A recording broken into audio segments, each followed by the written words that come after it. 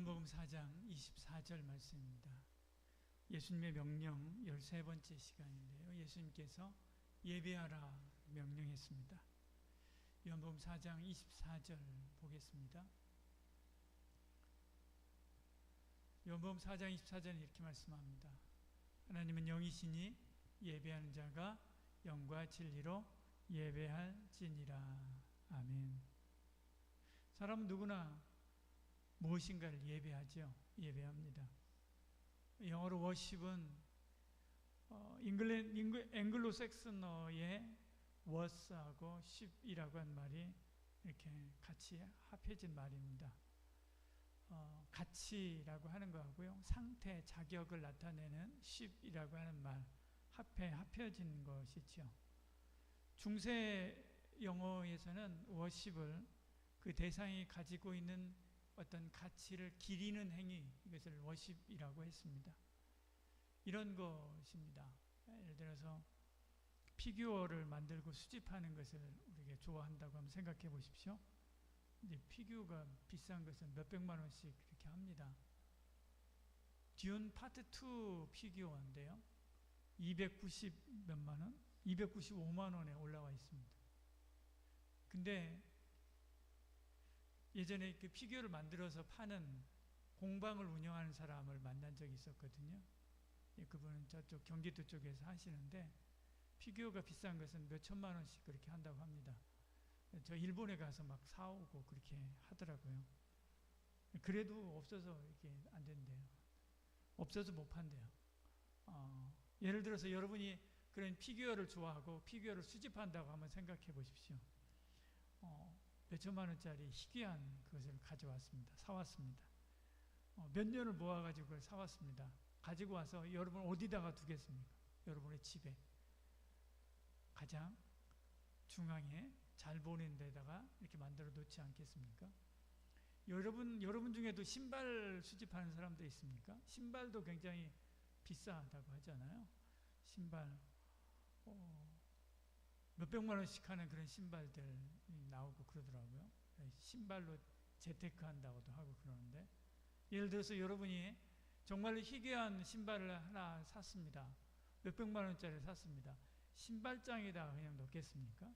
아니죠. 거실 한가운데다가 놓거나 아니면 거실에다가 이렇게 장을 짜서 놓고 거기에다가 신발을 넣을지도 모릅니다. 이게 경배입니다. 다른 게 아니라 이게 경배입니다. 가치를 높이는 것이죠. 사람은 누구나 무엇인가를 경배하지요. 어떤 사람은 피규어를, 어떤 사람은 돈을, 어떤 사람은 직장을, 어떤 사람은 학교를 경배합니다. 공휴일인데도 나 삼성에 다닌다라고 하면서 삼성 명찰을 가지고 차고, 그리고 밖에 나가고 카페에 가고 할 수도 있지 않습니까? 물론 그렇게 실제로 그런 사람은 없겠지만 그럴 수도 있습니다. 사람은 누구나 무엇인가를 위해서 경배하는 거죠. 각 사람의 각자 소중히 여기는 그것을 중심으로 해서 자기의 삶의 규칙을 세워갑니다. 그것이 우리의 감정, 의지, 생각, 행동을 이끄는 힘이 되지요. 그 경배의 대상이 뭐야 되는가? 우리는 하나님이어야 된다, 그렇게 말씀하는 거죠. 그래서 하나님은 영이시니 예배하는 자가 영과 진리로 예배할지나 그렇게 지니라, 이렇게 말씀하는 것입니다. 이 말씀의 전제는 하나님을 예배하는 것입니다. 성경은 수없이 하나님을 예배하라 그렇게 말씀하죠. 왜? 하나님은 우리를 지으신 창조주이시기 때문에 그렇습니다. 요한계시록 4장 11절 이렇게 말씀합니다. 주 하나님이여 영광과 존귀와 권능을 받으시기에 합당하오니 주께서 만물을 지으시니라. 지라 만물이 주의 뜻대로 있었고 또 지으심을 받았나이다 하더라, 말씀하죠. 이게 10절이죠. 11절이죠. 10절에는 천국에 있는 24장로가 하나님을 찬양하고 경배하는 장면입니다. 10절이 그렇고요. 11절에서는 그 경배가 합당하다라고 11절 전반절에서 이야기하고, 합당한 이유가 뭐냐라고 하는 것을 후반절에서 이야기하는 것입니다. 무엇 때문에요? 주께서 만물을 지으신지라. 만물이 주의 뜻대로 있었고 지으심을 받았나이다. 하나님께서 만물을 지으시고 하나님께서 나도 지으셨기 때문에 나도 만물도 하나님을 찬양하고 경배해야 되는 것이 마땅하다라고 이렇게 이야기하는 것입니다. 왜 부모를 공경합니까? 가장 근본적인 이유는요, 나에게 육신의 생명을 주고 태어나게 했기 때문에 그렇죠. 왜 하나님을 경배합니까? 하나님이 만물을 지으시고 그 가운데 우리를 두셔서 모든 만물을 다스리게 하셨기 때문에 그렇습니다. 그런데 아담과 하와가 이 자리를 이탈했지요. 그 결과 하나님으로부터 멀어졌습니다. 하나님을 예배할 줄도 몰랐습니다. 하나님을 잊어버린 거예요. 하나님을 예배할 줄 몰랐습니다. 그러나 하나님은 우리를 버리지 않고 다시 찾아오셨지요. 그리고 십자가로 저와 여러분을 구원하셨습니다. 나는 곧 여호와라, 나 외에 구원자가 없느니라, 그렇게 말씀하죠. 구원자로 오셨습니다. 하나님이 세상을 이처럼 사랑하사 독생자로 주셨으니 말씀하죠. 그를 믿는 자마다 멸망치 않고 영생을 얻게 하려 하심이니라. 나를 구원하신 하나님, 그 하나님께 경배와 찬양과 영광을 올려드리는 것이 당연하고 마땅한 것이지요. 우리의 존재 목적은 바로 그 하나님을 경배하는 것입니다. 이사야 43장 7절 이렇게 말씀하죠. 내 이름으로 불려지는 모든 자 곧 내가 내 영광을 위하여 창조한 자를 오게 하라. 우리는 하나님의 영광을 위해서 창조되었습니다. 우리는 하나님의 영광을 위해서 구원받았습니다. 우리는 온몸과 영혼을 다해서 그 하나님을 찬양하고 경배하고 영광 돌려야 되는 것이죠. 하나님은 영광과 찬양 받으시기에 합당하신 분입니다. 시편 29편 2절에 이렇게 말씀하죠. 여호와께 그의 이름에 합당한 영광을 돌리며 그 거룩한 옷을 입고 여호와께 경배할지어다, 그렇게 말씀하죠. 예배하는 것이 당연하다는 것이죠. 그럼 우리는 예배해야 됩니다. 우리는 예배하는 자입니다. 요한복음 4장 24절 말씀하죠. 예배하는 자가 저와 여러분, 우리는 예배하는 자입니다. 일하는 자에 앞서서 뭐하는 자? 예배하는 자입니다. 봉사하는 자에 앞서서 우리는 뭐예요? 예배하는 자입니다. 찬양하는 자 앞서서 우리는 뭐예요? 예배하는 자죠. 교사가요, 교육 행정의 일들 할 수 있습니다. 교사가 심지어 교사가 교실 수리를 하고요, 전등도 달고 할 수 있습니다. 저희 어렸을 때는 교사가 그런 일들도 했습니다.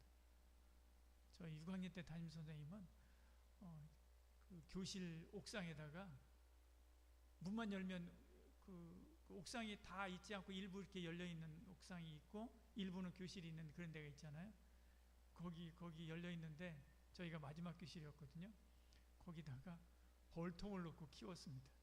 그래가지고 저희가 그 벌통 꿀 따가지고 먹고 그랬는데, 벌통도 여러 개 많이 키웠습니다.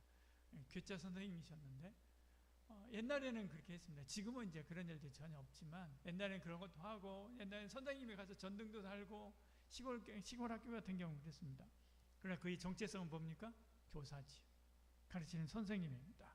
이처럼 우리의 핵심 정체성, 저와 여러분 우리의 핵심 정체성, 그것은 예배하는 자입니다. 그래서 먹든지 마시든지 무엇을 하든지 하나님을 예배하는 자이지요. 주님께 영광 돌려야 되는 것입니다. 직장에서도 주님께 영광 돌리고요, 하다못해 쓰레기를 치울 때도 주님께 영광 돌리고요, 친구하고 함께 차를 마시는 자리에서도 주님께 영광 돌려야 되죠. 왜? 우리는 모든 것에 앞서서 예배하는 자이기 때문에 그렇습니다. 바울은 우리의 영적인 예배를 이렇게 정의했습니다. 로마서 12장 1절에요. 우리 산제사를 드린다. 산제물로, 거룩한 산제물로 우리 자신을 드리는 것이다. 이것이 바로 영적인 예배다. 그렇게 말씀합니다. 산제물은 우리의 삶이 예배가 되어야 된다는 말이지요. 심지어 먹고 자고 씻고 꿈꾸는 것까지도 하나님이 받으실 만한 예배가 되어야 됩니다. 그래서 예수님을 믿으면 몸도 단정하게 하고 집도 단정하게 하고 깨끗하게 합니다. 우리의 몸, 옷, 학업, 심지어 놀이와 여가를 통해서도 뭘 해야 되기 때문에 하나님께 영광 돌려야 되기 때문에 그런 것입니다. 주님은 영과 진리로 예배하라, 그렇게 말씀하죠. 하나님은 영이시니 예배하는 자가 영과 진리로 예배할지니라. 영으로 드리는 예배, 이것은 성령의 인도하심을 따라 드리는 예배를 말합니다. 성도는 영으로 살아야 됩니다. 성령으로 사는 거죠. 육신대로, 육신으로 살면 안 됩니다. 로마서 8장 13절 이렇게 말씀합니다. 너희가 육신대로 살면 반드시 죽을 것이로되 영으로서 몸의 행실을 죽이면 살리니. 성령으로 사는 것이지. 그러면 몸의 행실을 죽이고 영으로 산다라고 하는 게 뭘까? 구체적으로 어떻게 사는 게 영으로 사는 거야? 구체적으로 어떻게 사는 게 성령에 붙들려 사는 거야? 에베소서 6장에서는 이렇게 말씀합니다. 여러분이 잘 아는 성경입니다. 마귀의 관계를 대적하기 위해서 하나님의 전신갑주를 입으라라고 이렇게 말씀하죠. 진리의 허리띠, 의의 오심경, 평안의 복음을 신고 믿음의 방패를 가지고 쭉쭉쭉 그렇게 이야기하면서 성령의 검 하나님의 말씀을 가지라 그렇게 말씀합니다. 그리고 18절에 가면, 에베소 6장 18절에 가면 기도와 간구를 하되 성령 안에서 기도하고 그렇게 말씀하죠. 이게 바로 성령으로 사는 것입니다. 이렇게 사는 것이 하나님의 자녀고요. 이게 성령으로 사는 것입니다.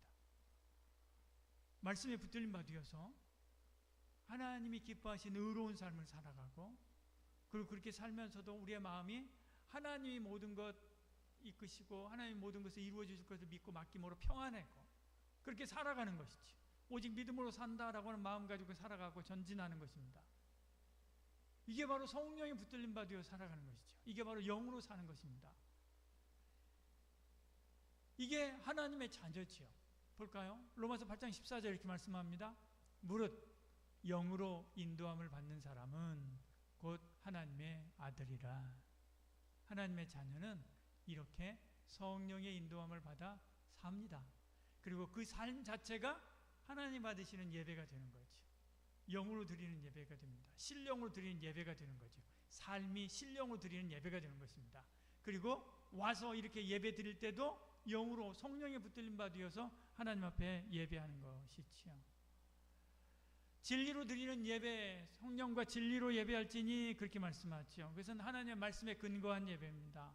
영으로 드려지는 예배가 내적인 것을 강조하는 것이라고 한다면 진리로 드리는 예배는 외적인 것을 강조하는 것입니다. 말씀을 통한 예배입니다. 예배의 구성이 말씀대로, 예배의 내용이 말씀을 선포하는 것, 예배의 결과가 말씀을 실천하는 것, 말씀의 열매가 맺혀지는 것입니다. 예배한 대로 삶으로 사는 것이지. 삶으로 예배하는 것입니다. 예배의 결과, 예수님께서 육신으로 오셨듯이 하나님, 오늘 내가 드리는 하나님의 말씀이 육신, 나의 육신을 통해서, 나의 삶의 현장에서, 나의 삶을 통해서 어떻게 돼요? 나타나는 것이죠.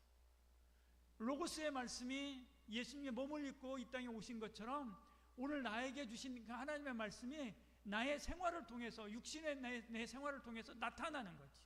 아기 예수로 오셨듯이 나타나는 것입니다. 아기 예수와 같이 연약하고 후지할 것 없다 할지라도 내가 오늘 받은 말씀 내가 실천하려고 하는데 정말 요만큼 실천했어요. 정말 요만큼 실천했습니다. 그렇다 할지라도 예수님이 연한 순 같은 모습으로 오셨듯이 다른 사람이 보기에 에게 저게 뭐야 라고 생각하는, 그래서 흠모할 만한 것이 아무것도 없는 모습으로 처음에 그렇게 오셨듯이 저와 여러분이 하나님 말씀을 실천하며 에게 그게 뭐 하나님 말씀 실천하고 그렇게 사는 거야? 멋있게 그렇게 살아야지. 막 기도하면 뭐가 이루어지고 막 그래야 되지 않나? 그런데 그 에게 하는 그것부터 시작하는 거지. 그렇게 가는 것입니다. 그게 바로 성령이 붙들린 바 살아가는 것이고요. 진리의 말씀에 따라 하나님께 삶으로 예배 드리는 것이지요. 오늘 예배하라 라고 하신 주님의 명령을 들었습니다. 2025년에는 더욱더 하나님이 받으시고 기뻐하시는 삶의 예배를 드리면서 하나님과 동행하는 그런 기쁨을 누리는 은혜와 있기를 소원합니다. 북한 선교하시는 이삭 선교사님이 80년대 말이니까 아주 옛날이죠. 아주 옛날입니다. 그때 구소련의 어느 지하 도시에 가서 예배 드리는 데 갔다고 합니다. 예배가 시작되기 전인데 먼저 성도들이 와가지고 성경을 막 읽고 있습니다. 근데 막 울어요. 여기서도 울고 저기서도 울고 막 웁니다. 성경을 보면서. 그리고 예배가 시작됐습니다. 근데 예배 중에서도 그렇게 막 울어요. 예배가 다 마쳤습니다. 그리고 이제 교제하고 그리고 또 예배 마치고 또 기도하고 어떤 사람들은 기도하고 하잖아요. 그런데 또 계속해서 울어요. 아주 이상해서 물어봤대요. 왜 그렇게 자꾸 웁니까? 그리고 물어봤더니 이 예배가 마지막이 될지 모르기 때문에 운다고 그렇게 했습니다. 20년, 30년 신앙생활 하던 사람들이 하루아침에 KGB에 붙잡혀가지고 보이질 않는 거예요. 얼굴이 안 보이는 거지. 그러니까 오늘이 마지막 예배다 생각하는 그 마음 가지고 예배 드리고요. 그러니까 간절해지고요. 그러니까 하나님 앞에서 울면서 그렇게 예배 드리는 것입니다. 오늘 저 북한 선교하시는 최연수 선교사님한테 문자가 왔습니다. 작년이 아니죠. 올해죠. 얼마 전에 함께 동역하는 선교사님 두 분이 탈북시키는 루트로 사람들 데리고 가다가 붙잡혔습니다. 그래서 실형을 받았습니다. 실형을 받았는데 형이 아직 확정은 안 됐고요. 확정 안 됐고 지금 계속 잡혀가서 실형 유죄로는 확정이 된 겁니다. 중국에서 확정이 된 겁니다. 몇 년 전에는 같이 동역하던 분들 중에 같은 그 사역을 하시는 선교사님 중에 한 분은 독살당해서 죽었습니다. 돌아가셨습니다. 이번에는 정말로 같이 일하는 정말 같은 팀원인데 이렇게 부부가 같이 붙잡혀 들어갔습니다. 여러분 함께 지난번에 계속 기도를 했었는데요. 잘 된 줄 알았는데 그렇지 않고 이제 형 확정을 기다리고 있다라고 그렇게 했습니다. 그래서 오늘 아까 제가 좀 전에 제가 문자 보냈습니다. 선교사님 이쪽 오시면 국내에 들어오시면 꼭 우리 교회 한번 방문해 주세요 라고 제가 이렇게 문자 드렸습니다. 지금도 그렇습니다. 지금도 북한 교회가 그렇고요. 중국에 있는 교회가 그렇습니다. 하시리 자매 여러분 작년에 같이 있었던 하시리 자매 기억하시죠? 하시리 자매도 그쪽 교회들이 해체가 되고 큰 교회들 다 해체시켰습니다. 중국에 있는 교회들 그렇게 하고 그 청년들이 작은 교회로 다 흩어져서 들어갔는데 그 교회에서 잘 적응하기가 힘들다라고 하는 이야기를 하고 그리고 갔었습니다. 저 중국이나 공산권에 있는 그런데 교회들은 여전히 그렇습니다. 저와 여러분 우리가 이렇게 마음껏 와갖고 찬양하고 예배한다 정말 축복이고요. 정말 감사한 일이고요. 정말 은혜로운 일입니다.